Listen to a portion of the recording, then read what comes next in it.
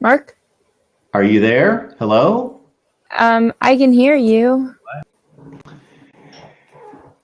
Hey everyone, welcome to Mark and Macy. It's Thursday night, of course, and this is our time, and we're like an hour late, but man, Blab has given us all sorts of trouble tonight, but we're here, so hopefully we're going to be here for our full half hour or more, whatever we decide to do. How's it going, Macy? It's going well. It's, hasn't been easy. But we've tried this like 4 times, so hopefully this is the charm, the 4th time. So, Super Bowl. I know it's been a little while, but I want your take on the Super Bowl. What do you think of that game? I think it was pretty good. I mean, it's definitely the outcome I was rooting for. And I hate to say that I think I was pretty right, but I think we all kind of said it was going to be a defensive game, and I think the defense really made some big plays and a little bit of sloppy football coming from the offense of both teams. So it was definitely an interesting game. It's a good Super Bowl. There are some Super Bowls in the past that you could kind of just forget about and move on, but I don't think this is one that people will just forget by next year. It was exciting. Macy, stop it. Throw out the kindas, throw out the I thinks, just flat out say, I got it right, you got it wrong. You were pretty close on the score, right? I said 21-17 Broncos. So I was actually rooting for another another Carolina touchdown at the end, so that it would at least be 24-17. But I think we all gave Carolina a little bit more credit than how they played. Well, we did, but there was like good reason for this. They went 15-1. They play in the better conference. I don't think too many people would argue that the NFC is better than the AFC. They just beat an Arizona team that was dominant, 13-3, played really well. Arizona had a top-notch defense, and the Panthers exploded on them for 45, 49 points, whatever the deal was. That I was rooting for the Broncos too. And I loved the outcome of the game, but it was like difficult for me to watch because I hate to be wrong, and I hate to be wrong in the Super Bowl. But I made like a really logical pick is what I did, even though like here I was like, the Broncos, yeah, they're going to figure out a way to get this done. But I was like, Mark, that doesn't make any sense because the way I saw it, Broncos defense, number 1, the Panthers defense right there. So I didn't see a difference between the defenses at the time. And the Broncos just had so many issues on offense coming into the game. They actually had issues in the game offensively that I just thought Cam would be able to make enough plays on offense like he has, not score 45 points, but put up 20, 25 points and win the game. But it didn't work out that way. And a Penn Stater pulled through too. Jordan Norwood, I haven't heard that name in years. Yeah, that was actually my next thing. That to me was the most exciting moment in the Super Bowl. I don't know if maybe because he is a Penn Stater, but Jordan, I know his brother, I know his dad, great family, great people. So you always want to see something exciting happen for one of your own from your own alumni and then one of your own friends. So to see Jordan have that return, he was so close, so close. I was screaming for him to return that, but still, just for him to win a Super Bowl and have such an exciting game. He did have one pass he should have caught for a touchdown. So I think if he would have had that pass and then maybe got that return a little bit further, he could have been the MVP. So just knowing that he was that close to a Super Bowl MVP is something that's really exciting, and I think that should only motivate him and even some of his former teammates from Penn State and guys that he's so close with and say, hey, look how far I've come. You can do it too. I think I've learned a lesson, Macy, that anytime any Penn State football player does anything good, I got to be like, Macy, do you know him? It seems that way. No, you know what, Jordan, I just know from when I was at Penn State working with the team, even though he was already gone, he's still very interactive with his team, coming back to Penn State a lot. And then last year I got to know his brother, Levi, who played for Baylor.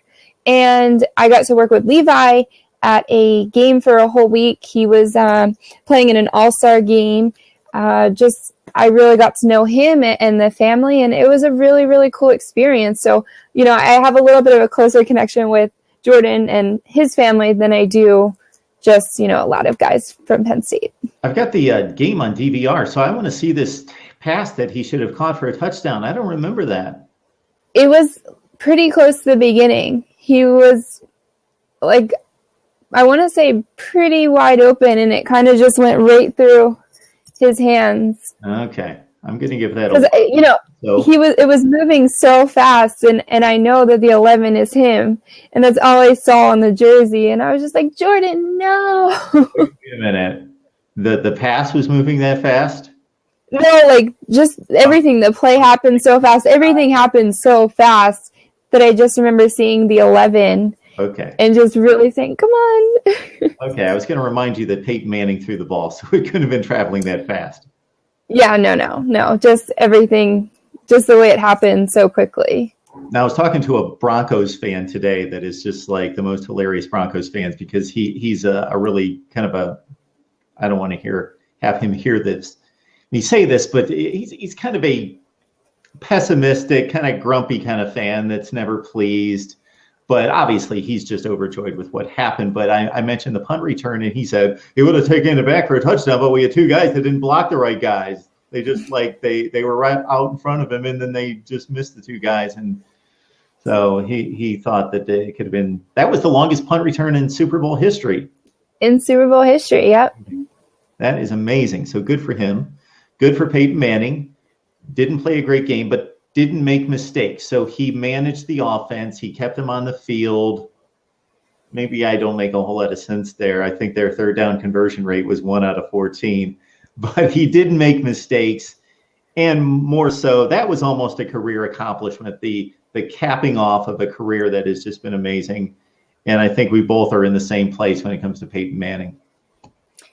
Absolutely. And that was one of the things I said, a couple of days heading into the Super Bowl, was that experience from Peyton and people on those teams like Von Miller and some of those other guys is what is going to beat Cam Newton, who is a great athlete, but he doesn't have that Super Bowl experience. And so a lot of those guys on that team don't have the same experiences that these guys have had from the Broncos. And I think the experience beat out the hype.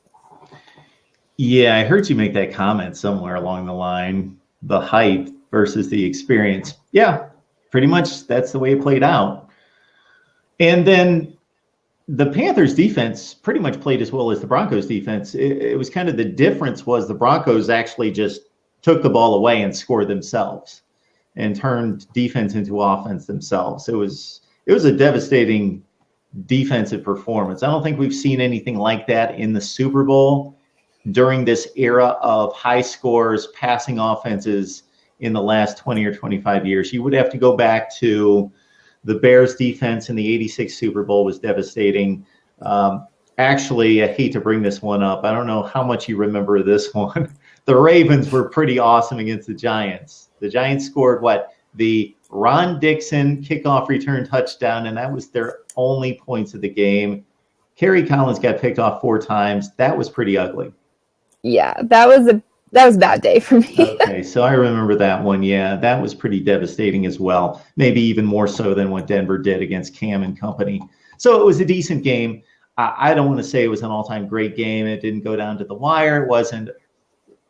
There weren't scintillating offensive plays for the most part, but it was close. I've heard a lot of people say it was boring, it was horrible. Well, I like to see great defenses. I think the offenses were restricted because of the great defenses, not because the offenses were that bad, especially on the Carolina side, because we saw it all through the NFC playoffs that the Carolina offense has been running on high until they met the Broncos defense. And until Cam fumbled, it was still a game. It was still a 6-point game with about 3.5, 4 minutes left. So it was still possible for a comeback there at that point. It was a 1-score game. What did you think about the fumble and Cam Newton's response to the fumble? And if you had a full screen shot of me, I would give my little impression of what Cam did. He did like this stutter step away from the ball. Yeah, I thought that was very interesting, and especially now, since a couple of days have gone by, to hear some of the reactions or stories as to why Cam didn't dive and pick up that ball. Some people are saying that he was paid not to pick it up so that it would change the whole game. Someone else somehow incorporated it with dab, since that's his thing, and it says something about ball, like, I don't know, something about dropping a ball or not picking up a fumble. I'm still confused, and I wish I knew why he didn't pick that up or drop down. What I'm thinking was maybe he thought it was an incomplete pass because his arm was going forward, and there's that whole rule. So that's my only, I wouldn't say logical thought, but that's the only thing I could think of, that maybe he thought it was a dead ball until he maybe realized it wasn't, or what. I don't know. And I don't want to be overly critical here because everything gets diagnosed to the nth degree. And here's a guy that plays hard. If anything, this is the guy who dives more than any other quarterback, stretching the ball out to the goal line.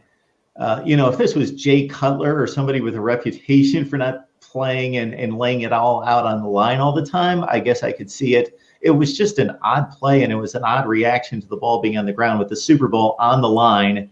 3 minutes left to go. You got to keep the ball. You're down a score. That means everything, and it was just an odd reaction.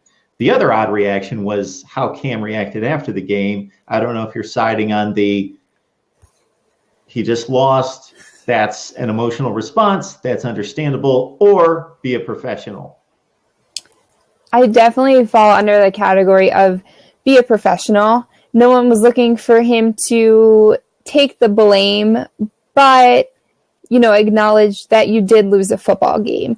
It kind of reminded me a lot of when Odell, after his little game against the Panthers with Norman, he didn't speak to reporters, but he did say we lost the game, but he wouldn't take the blame for his actions during that game. So I thought it was a little bit of a deja vu moment. Just kind of sitting there with a sour look on your face. And then his reaction a couple of days later of show me a good loser, and I'll, whatever his comment was about show me a good loser and I'll show you a sore loser or something like that. I just, sometimes they do say, like saying nothing is better than saying something. And yeah, he absolutely could have said something that would have just not been good for his publicity, for himself, for all of that. But I still think he could have acknowledged them. Yes, I understand you played a game, but going into this game, you knew there was a 50-50 chance that you were either going to be the winning quarterback or the losing quarterback. And if you want to be that guy that's going to be the leader and be a role model for everyone, you have to accept when you lose, and you have to acknowledge that because it's going to happen. Based on what I hear, how Cam and his teammates reacted when their Super Bowl picture was being taken and they were dabbing and joking around and everything, I think that he probably thought his chances of winning were more like 95%. But so that's how he reacted after the game. Okay, I'm going to cut him somewhere in the middle because I think that, okay, he's 25 or 26 years old.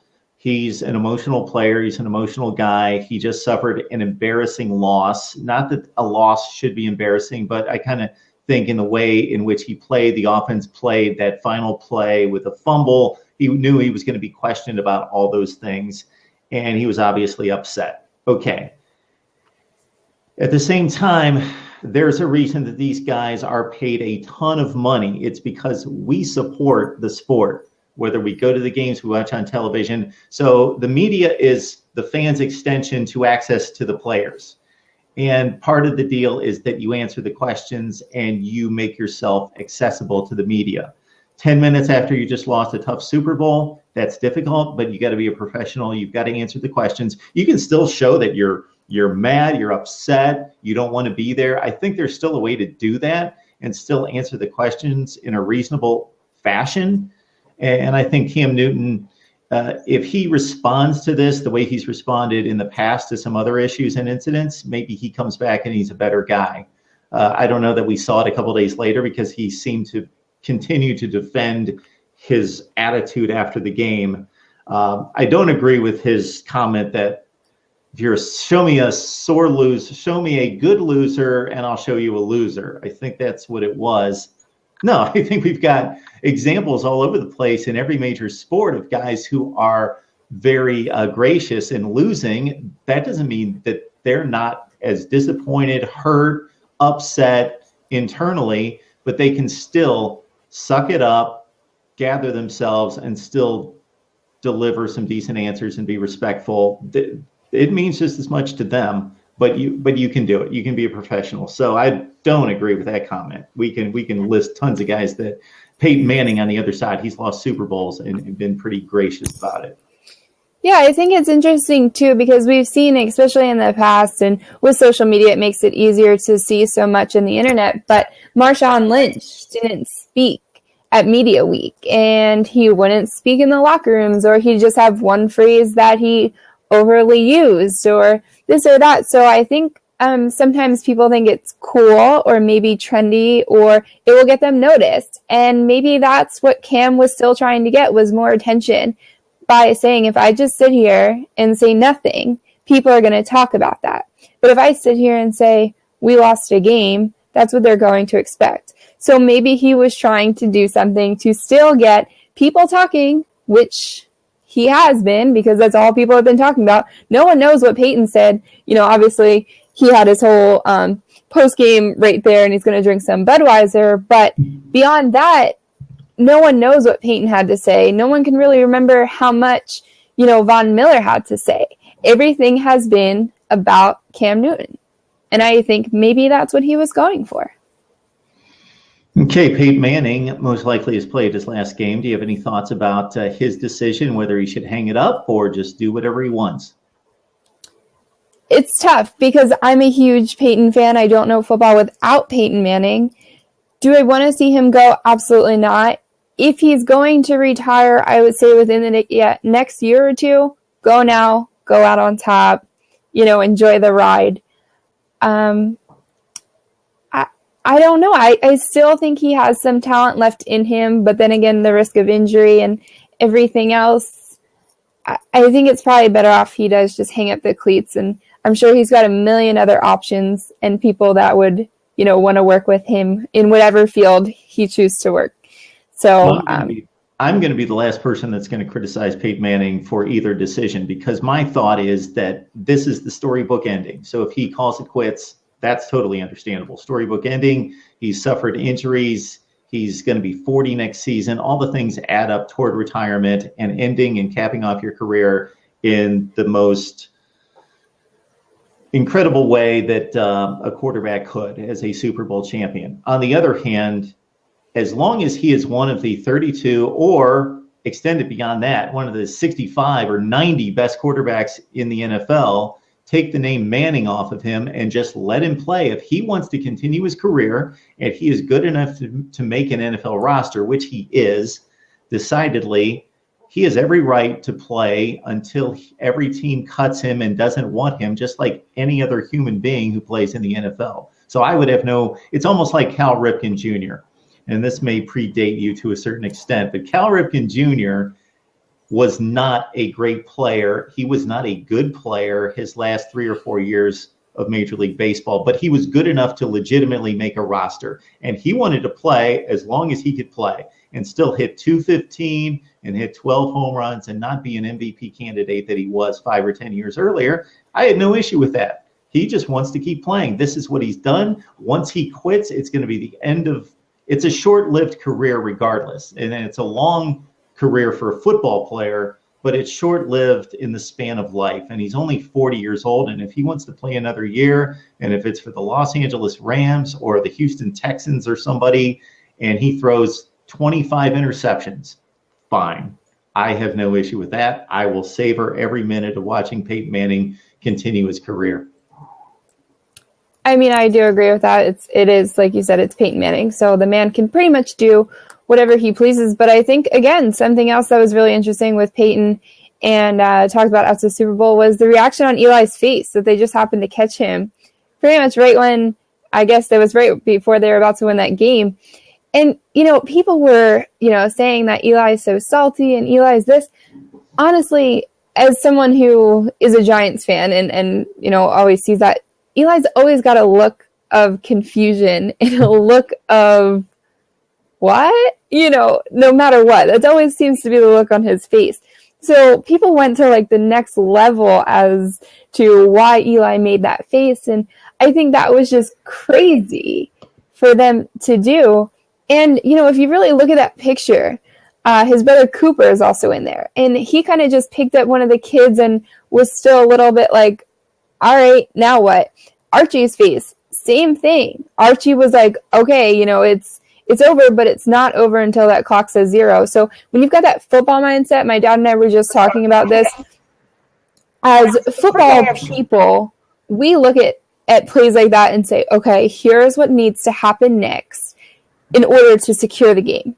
Not the, oh my God, like the women and the moms were doing, like my mom would do here just because something exciting happened. So I think it was the football sense in Eli, trying to say, okay, what happens next? Or if this was me, what would I do next? I don't think it was out of spite or, oh my goodness, my brother's going to have 2 Super Bowls just like me. I think it was just being football smart. I totally agree. I think we do too much speculation, looking at people's reactions just in general and saying, oh, because that person cried or didn't cry or jumped up and down or whatever, this is what they truly believe, this is what they think, they're upset or they're not upset. Well, obviously, when somebody reacts a certain way, it's obvious, but we read way too much into that. And I completely agree with, there's a different mindset. If you are playing along as an NFL quarterback with your brother on the field as an NFL quarterback versus just being kind of a mindless, I just react to the next play and whatever happens. And hey, that guy's running down the field. Isn't that exciting? Kind of mentality. It's totally different. And he reacts or fails to react like that in other circumstances, like you said. And so in no way do I think that is there some type of competition that goes way back? Maybe. Do I think that those guys feel good for each other's success? Definitely. I don't think there's any question that those guys are close as brothers. They root for each other. They want each other to succeed. Yes, there's a little healthy competition probably, but I don't think it goes anywhere close to, I don't want my brother to win a Super Bowl. No way. I completely agree with you. I think it's only natural for that football sense and even rooting for your brother or just thinking what's next. I don't think it was like a spiteful look. I mean, at least he was paying attention. How many times have they showed people that can't even look or they're looking away or they're on their phone or they're, a couple drinks deep or they're stuffing their faces or, who knows? Like there's crazy things that happen in those boxes. Look at Chris Christie jumping over Jerry Jones. I mean, who's going to forget that one? Just jumping on top of him. And, there's people are always, always, always looking for things to criticize on. And of course, anytime that they can throw a little dab at Eli, that's what they're going to do. We could do a whole show about inappropriate and inexcusable activities at sporting events. People falling asleep, people making out, people like out getting food when it's the bottom of the 9th inning and it's a tie score. Ballparks that look like Disney World where people are running around and doing everything but watching a game. Yeah. And then you've got the guys who don't protect their significant other when a ball's coming that way. I always find that to be kind of amusing. Those are my favorite for sure. So Macy, do we take this from possibly the most important sporting event in the world to like the least important sporting event that I can possibly think of? Yep. You know where I'm going here. Yep. I work at ESPN and I just discovered today that it's the NBA All-Star Weekend. That's how out of it I am. And the only reason I found out is because our international networks are taking all the All-Star activities. So I sometimes have to do this, and it usually involves a certain former Florida quarterback, but I'm going to have to do one of these and let you go on about the NBA All-Star game. Oh, so I mean, the NBA All-Star game, like you said, not too many people talk about it or even know when it is or what's going on. But more people should tune into that than something like a Pro Bowl. We talked about how awful the Pro Bowl is and how terrible it is, but there's nothing, at least in my opinion, like the slam dunk contest. I live for that every year. I think it's one of the coolest events. I think it showcases a different type of talent that these athletes have. It's not just something that you could see at any game. I mean, they're going over cars, people. I don't even know. You name it, it's pretty much has happened or it's going to happen. And I think there's just so much spunk and fun to it. And you can really see their real personalities and who they are. I think someone like Odell Beckham would excel in something like this. So why doesn't the NFL kind of copy it and do something like that? Also, like you mentioned, the international, it is in Toronto this year. So they're going to be doing the celebrity game, the U.S. versus Canada. To draw more people in, they're going to have Kevin Hart coaching the USA team, which I think is kind of funny because he's such a little guy. And the last thing I would associate him with is coaching a basketball team. And then, of course, everyone loves Drake. And they all know Drake's one of the biggest sports fans out there.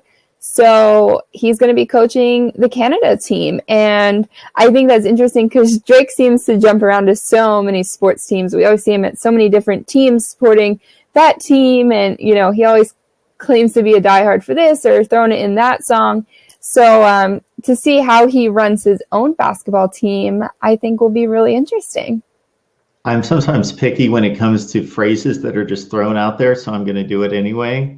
Everybody loves Drake. Everybody.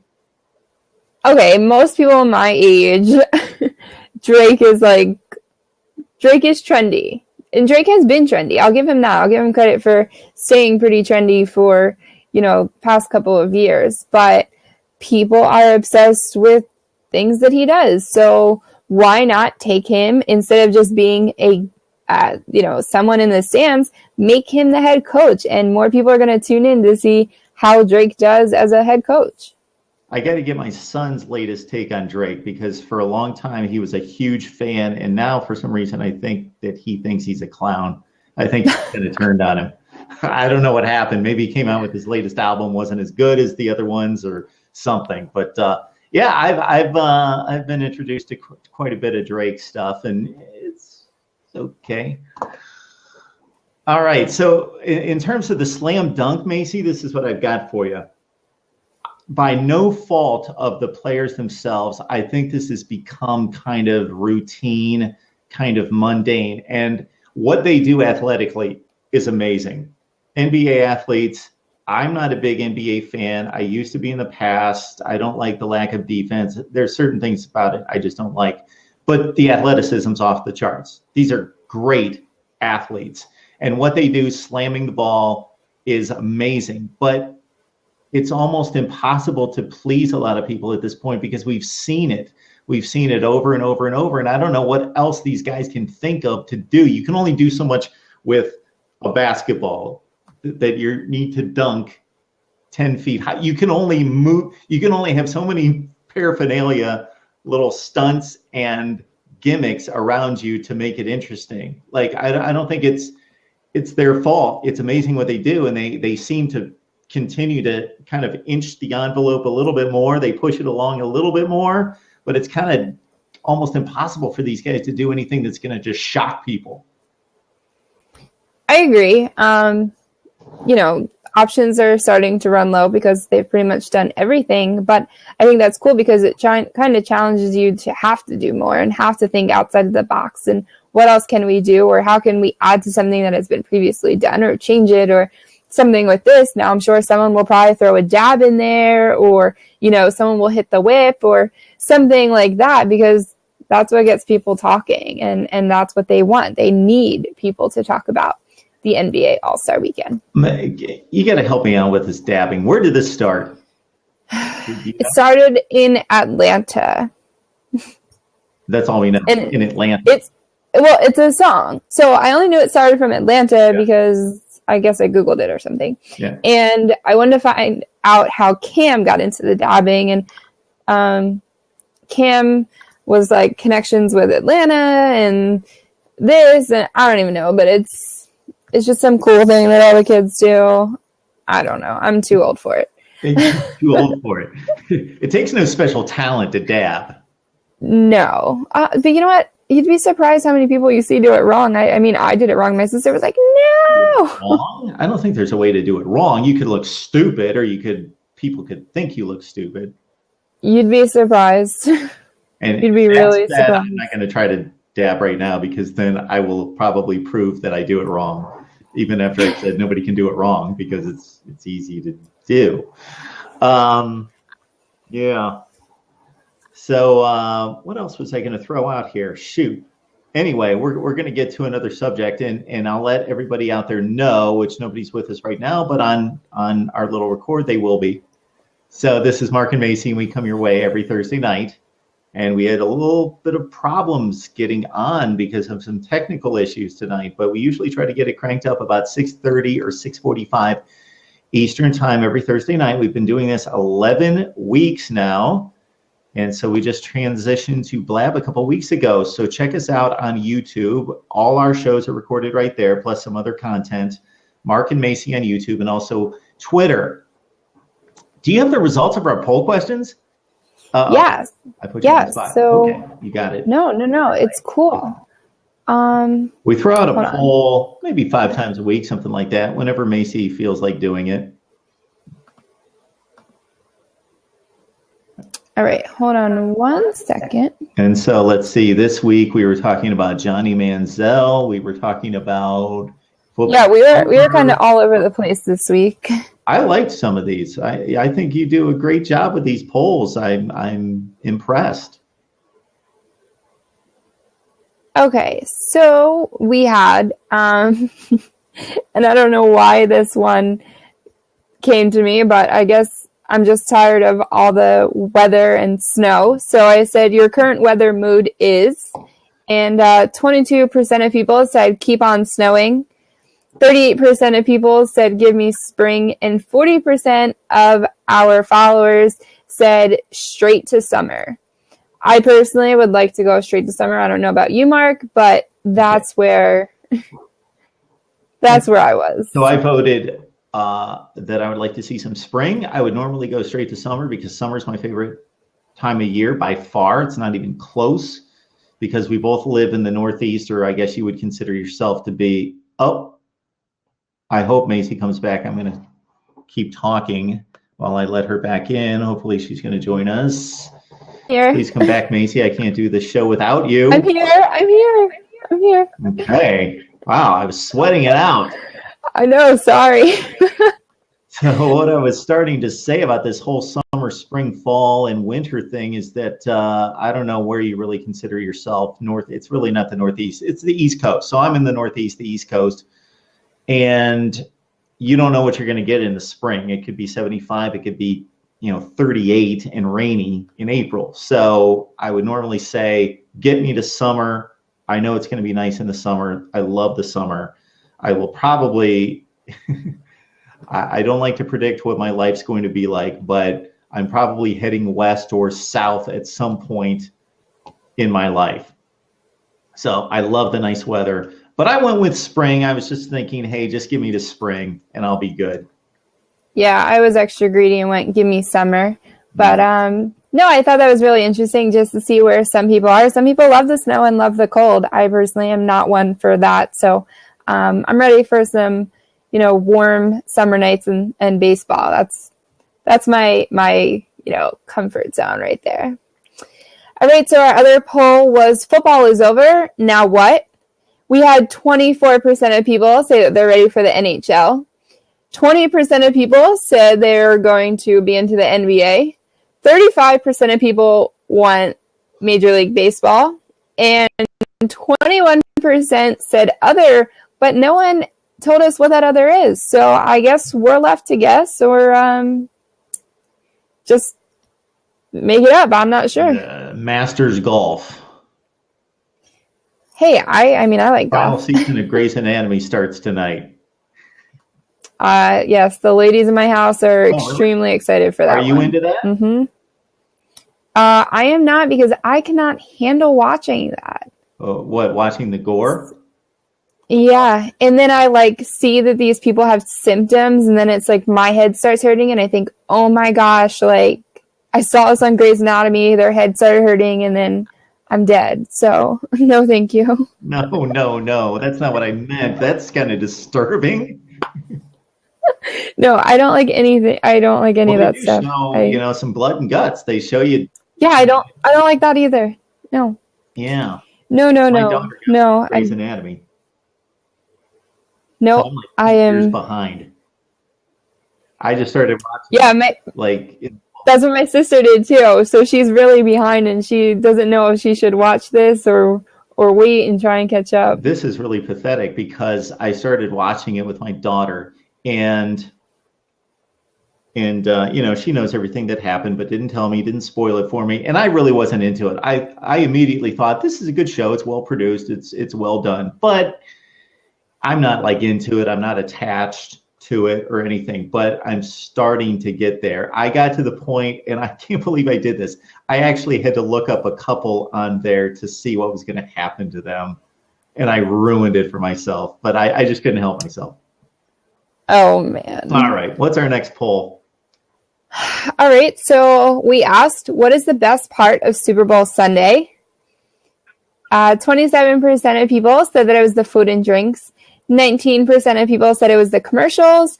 49%, which was expected, said it was the game. And only 5% said the halftime show, which I thought maybe we would have gotten a little bit more for the halftime show this year because a lot of people were really excited for Beyonce and to have her part of that. So I thought maybe that would have been more of the girls voting for halftime because they don't really care so much about the game, but maybe they fell under the food and drinks category instead of halftime show.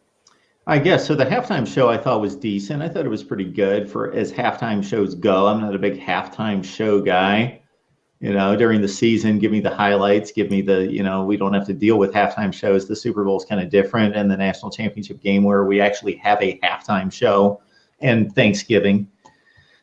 So yeah, halftime. Beyonce, Coldplay, and somebody else. Bruno Mars. Bruno Good. Mars. I thought it was good. I was excited for Coldplay. I'm a big Coldplay fan, that kind of music. Beyonce does nothing for me. Don't really care too much for her or her music. But I was definitely excited to see Coldplay. That was pretty cool. And I think they did a really good job, too, with just the show and the production. I don't own any Beyonce music, but I can think of like 3 songs that I think are really good. But other than that, not a big Beyonce fan. She sang the national anthem like 12 or 13 Super Bowls ago, and I thought that was really good. And I don't know, against the Lady Gaga performance, which I thought was outstanding as well, which her music is usually totally overproduced, but just standing out there singing, I thought it was exceptional. Yeah, it was kind of hard. I actually went out for the game, so people were still kind of talking and, life was happening. So I kind of missed the national anthem.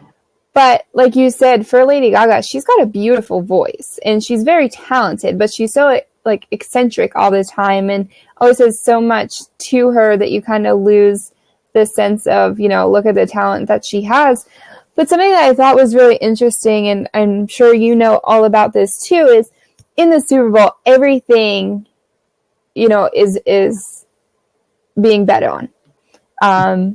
The coin flip, there was a bet on that, the length of the game, all that. And one of the biggest things that people bet on is, will the national anthem finish under 220? And what happened was Vegas had the odds at one, and some place had the thing at the other, and someone said she went over, so they paid out the over, and somewhere else said that she went under, and they paid out the under. So no one really knows quite which one she got, because she actually added an extra brave in there. She added that extra word. So they're saying it was longer because of that. It was that close? Yeah. There are people betting like thousands of dollars on that. They're sweating it down to the a minute second. Yep. And she added an extra brave, and that changed the whole thing. There was a year that Madonna was performing at halftime. I don't think she ever sang the national anthem. And I've got a buddy who is huge into music. I mean, he knows everything. He goes to probably 20 concerts a year. And he also writes for the Rock and Roll Hall of Fame.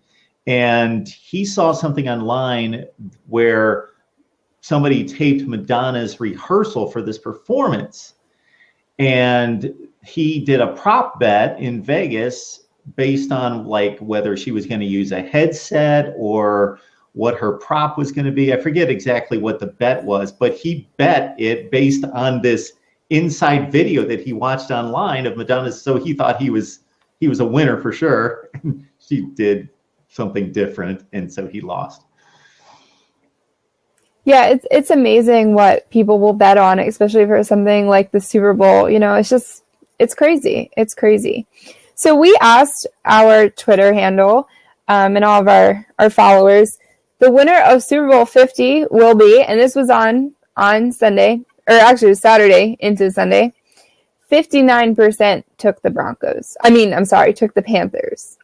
So that was actually, you know, a little bit closer than I thought. I thought the Panthers would have run away with that in this category, but it was pretty close. That's pretty reflective of what I would guess the football population said, 60-40.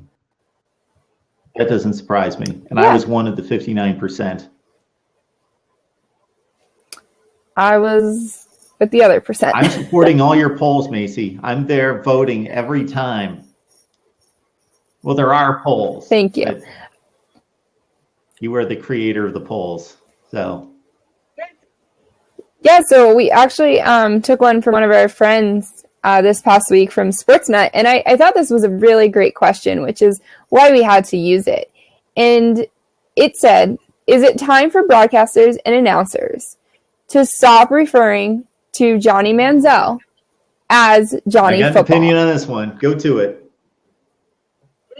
81% said yes.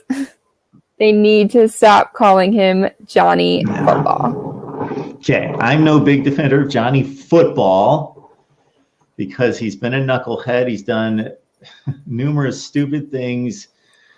We talk about Cam Newton throwing not a fit, but just being not compliant after the game, answering the media, and we go crazy about that. And that's only 5 minutes of bad TV and response after a Super Bowl loss. Johnny Manziel has been running amok forever. So I'm not comparing the two, but I'm just saying this is not to defend Johnny Football, but this is to defend his nickname and the giving of nicknames. So if Jimbo Smith is high school quarterback legend in Podunk, Kansas, and he gets the nickname Jim Bob Football, well, he's always going to be Jim Bob Football. Even if he never steps on a college football field or an NFL field, he comes back when he's 70 years old, he's Jim Bob Football. It's Johnny Football. That was his nickname. He doesn't have to earn a nickname. Who has to earn a nickname? It's a nickname. Johnny Football. Yeah, I guess. I guess if your nickname's your nickname, it's your nickname for forever. But this I don't know. Struck me the most. I got fired up when I saw that. I think Johnny Football's got to go. He doesn't deserve it. He hasn't proved anything to us. If it was like not something necessarily so related to football and it was something like a little different, then sure, I would say his nickname would probably stay. But Johnny Manziel and football are the last two things I would actually put together right now. So I would definitely say Johnny Football has I understand your go. point. I totally understand your point. I get it. He hasn't earned the nickname or hasn't kept earning the nickname. And it is it's almost like Donnie Baseball, Don Mattingly, Teddy Ballgame, Ted Williams. We're talking about renowned players who bring respect and honor to the sport, and they deserve that nickname that is so attached to the reverence for that sport. Football, how can you get even more attached to the sport and being an ambassador for the sport than Johnny Football? But I just think that, hey, if your friends give you a nickname Macy and we all think this is stupid, Macy doesn't do that, or she, but it's your nickname. That's true. I still get called by the same nickname I got called when I was like a little kid. So I guess it does always stick with you. Does it have something to do with your name? Like, could I guess it, or is it something you did?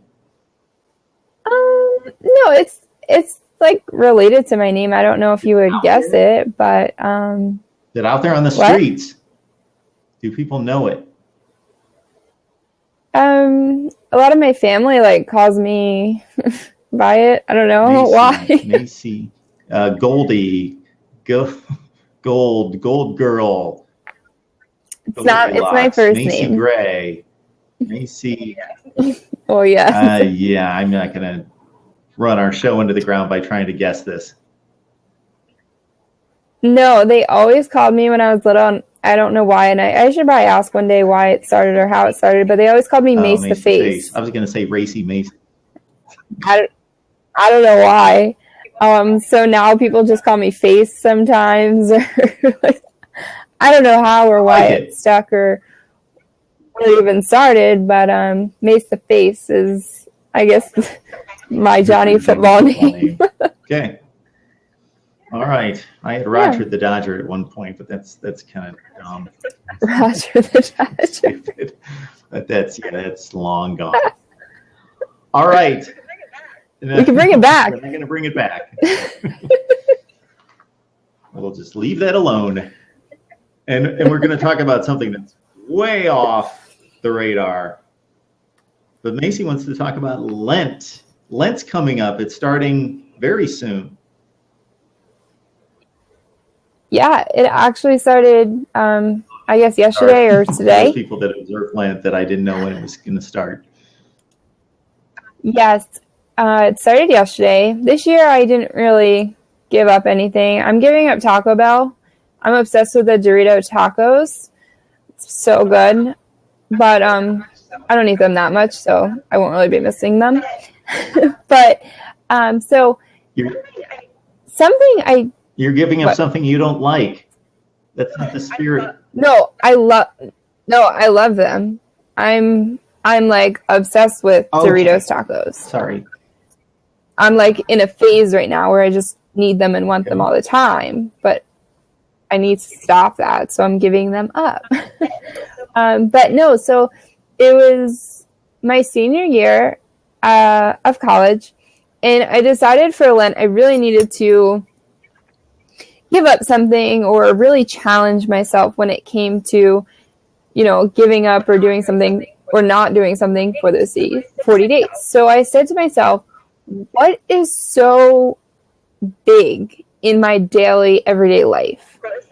And of course, then my phone goes off. Boom.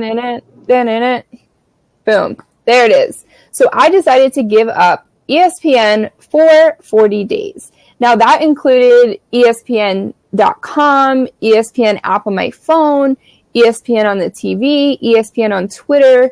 Anywhere I could see it, I gave it up.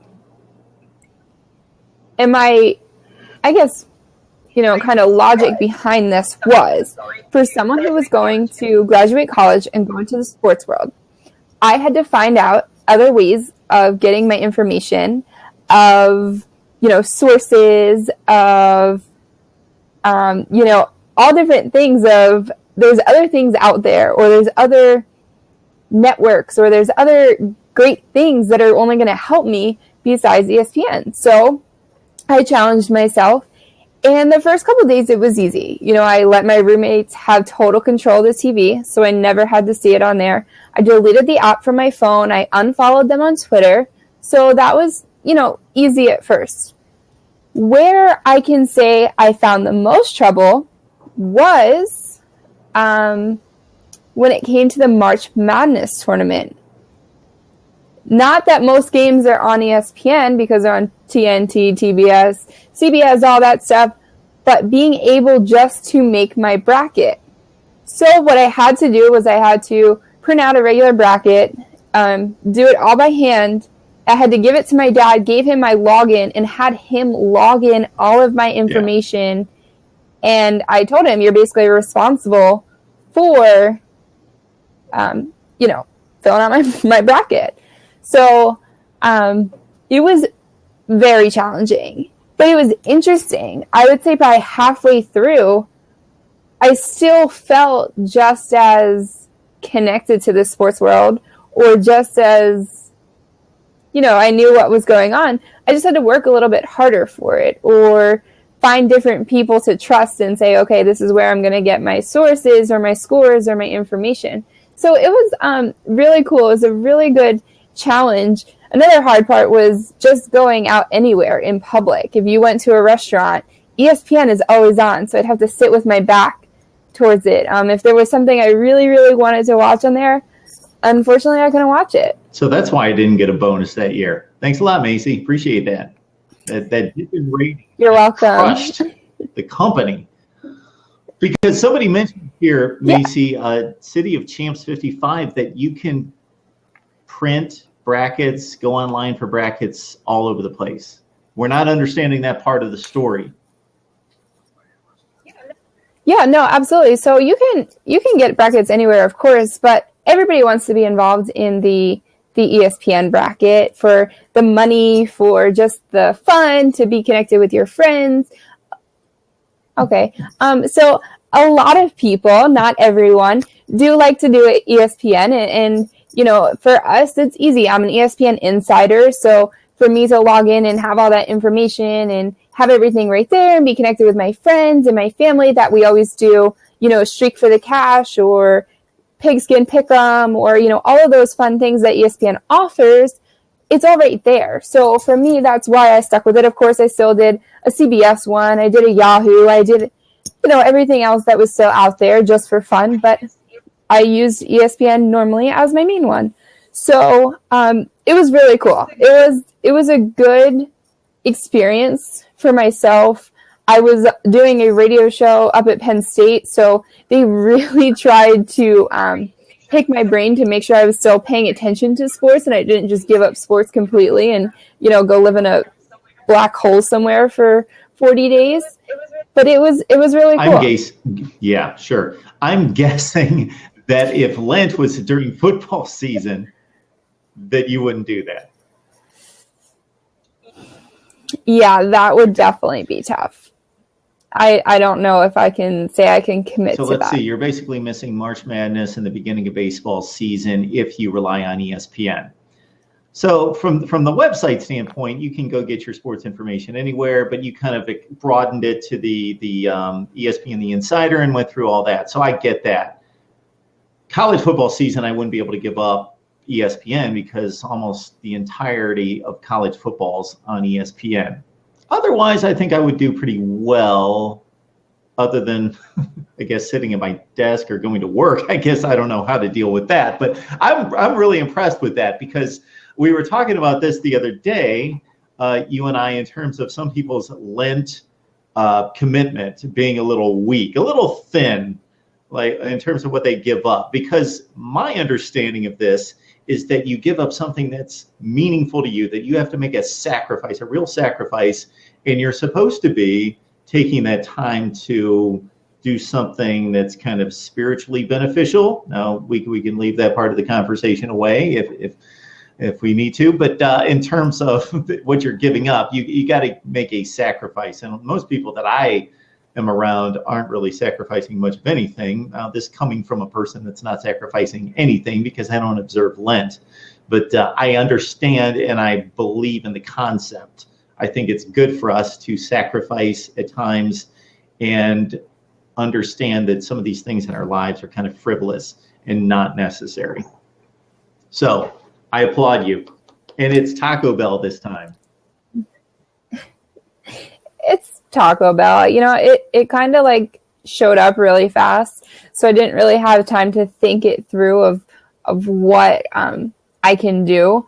But I am like trying to drink more water, trying to take more steps, so instead of going to the bathroom like on this floor, I'll go up one more floor to go to the bathroom, or maybe take an extra lap around the office, or, I don't know, something just to better myself instead of giving it up. But it's a really good challenge, and it's something because you have to really push yourself.